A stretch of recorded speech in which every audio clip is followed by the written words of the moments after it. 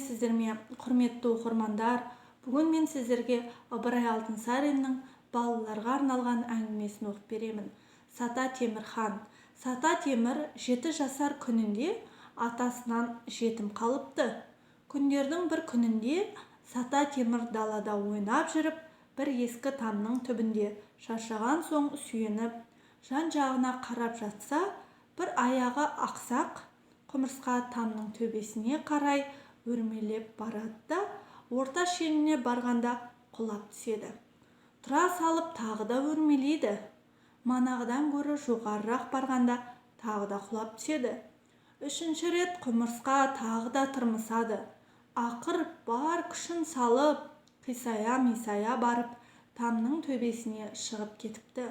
Мұны көріп Сата Темір ойға қалды. Құдай тағаланың жаратқан жан-жануарлардың ең кішкентайы осы құмырсқа, екеш құмырсқа да тынбай жұмыстап жүр.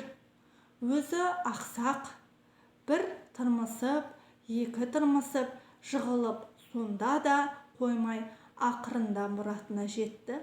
Тамның басына шықты.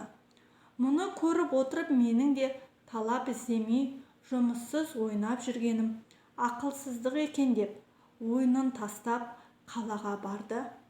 Қалада бір зор білімді, оқымысты молда бар екен. Соған үй сыпыруға жалданып, ақысына оқу оқыттымыз. Ақыр соңында Сата Темірден асқан данышпан айдай әлемге патша болған екен.